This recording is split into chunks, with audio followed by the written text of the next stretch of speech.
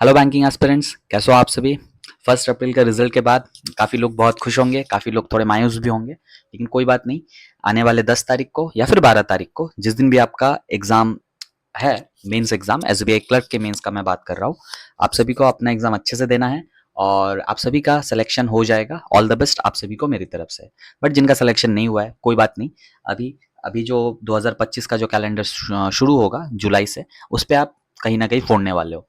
तो उसके लिए भी तैयारी करते रहो।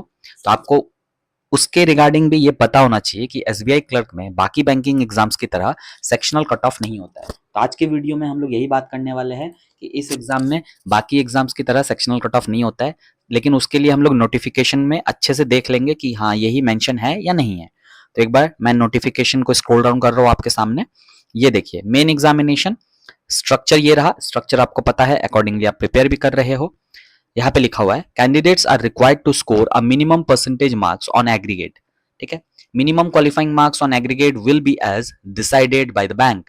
No minimum qualifying marks for individual subject are prescribed. Section wise marks will not be maintained. Simple तौर पे यही लिखा हुआ है कि आपको यहाँ पे अलग अलग सेक्शन का कट ऑफ क्लियर नहीं करना है। आपको ओवरऑल 200 मार्क्स में अपने स्टेट का कैटेगरी वाइज, आपके कैटेगरी के हिसाब से जो भी कट ऑफ बनता है, बस उसको क्लियर करना है। आप एक सेक्शन में बहुत खराब भी अगर परफॉर्म करते हो, कोई इशू नहीं है। अगर ओवरऑल आपका परफॉर्मेंस अच्छा है, अगर आप ओवरऑल कट ऑफ को क्लियर कर रहे हो, तो आपका सिलेक्शन हो जाएगा। तो कहीं ना कहीं बाकी बैंकिंग एग्जाम्स से ये थोड़ा बेहतर सौदा हम लोग कह सकते हैं, लेकिन उतना भी फायदा नहीं है यहाँ पे। ठीक है, क्यों, आपको वो समझना होगा। एसबीआई का जो एग्जाम होता है वो बाकी एग्जाम से थोड़ा हटके होता है। बाकी बैंकिंग एग्जाम्स में कोई एक सेक्शन आपको ऐसा मिल जाएगा जिसपे आप बहुत ज्यादा मार्क्स फेच कर सकते हो, लेकिन एसबीआई के एग्जाम में ऐसा नहीं होता है। सारे के सारे जो सेक्शंस होते हैं वो कहीं ना कहीं थोड़े अच्छे लेवल के होते हैं। तो आपको हर एक सेक्शन पे ही ध्यान देना होगा। तो आप हर एक सेक्शन पे ध्यान दो, उम्मीद है आपका ओवरऑल कट ऑफ जो है वो क्लियर हो जाएगा।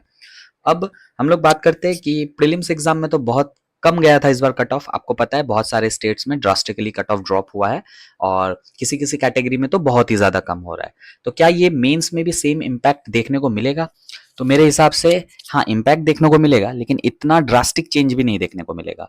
जो मेंस का एग्जाम होता है, जो मेंस का कट ऑफ होता है, वो ज्यादा चेंज नहीं होता है। मतलब हर एक साल को अगर आप कंपेयर करो, प्रीलिम्स में बहुत चेंजेस देखने को मिलता है, लेकिन मेंस में ज्यादा चेंज देखने को नहीं मिलता है। इसके बहुत सारे अलग अलग रीजंस भी है। तो आपको उन लफड़ों में नहीं पड़ना है कि प्रीलिम्स का कट ऑफ बहुत कम था तो इस बार शायद मेंस का कट ऑफ भी बहुत ज्यादा कम चला जाएगा, तो हम लोग प्रिपरेशन में थोड़ा ढीला कर देते हैं। ऐसा नहीं करना है आपको। अगर पेपर का लेवल पिछले साल जैसा ही रहा तो कहीं ना कहीं कट ऑफ हाँ थोड़ा गिर सकता है। किसी किसी स्टेट में तो जाएगा ऊपर ही, लेकिन बहुत सारे स्टेट्स जहां पे इस बार वैकेंसी बढ़ा हुआ है, कहीं ना कहीं थोड़ा कट ऑफ गिर सकता है, लेकिन ड्रास्टिकली कट ऑफ गिरेगा ऐसा कोई गारंटी नहीं है। और हाँ, पेपर का लेवल अगर एकदम ईजी आ गया तो जाहिर सी बात है कट ऑफ भी ऊंचा जाएगा, और अगर पेपर का लेवल पिछले साल से बहुत ज्यादा मुश्किल आ गया तो कट ऑफ कम भी जाएगा। तो एग्जाम हॉल में जाके आपको डिसाइड करना है कि उस दिन उस पेपर के लिए कितना अटेम्प्ट सही है। ठीक है, अभी से डिसाइड मत करो इतना करना है, लेकिन फिर भी अगर एक एवरेज अटेम्प्ट का बात करें तो 75 टू 85 इस रेंज में अगर आप अटेम्प्ट करते हो मेंस में विथ एक्यूरेसी वो बहुत इंपॉर्टेंट है, क्योंकि 3 अलग अलग शिफ्ट में एग्जाम होने वाला है। तो नॉर्मलाइजेशन यहाँ पे भी देखने को मिलेगा। तो आपको एक्यूरेट रहना है। अटेम्प्ट भी 75 85 इस रेंज में अगर आप कर रहे हो तो आपका एग्जाम बहुत अच्छा हुआ है, आप मेंस क्लियर करने लायक हो।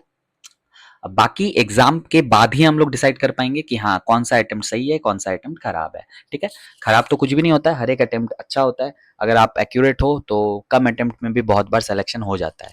तो उम्मीद है आपको इस वीडियो से थोड़ा बहुत मोटिवेशन भी मिला होगा, थोड़ा बहुत इंफॉर्मेशन भी मिला होगा। तो मिलते हैं अगले वीडियो में, तब तक के लिए keep preparing. Thank you for watching.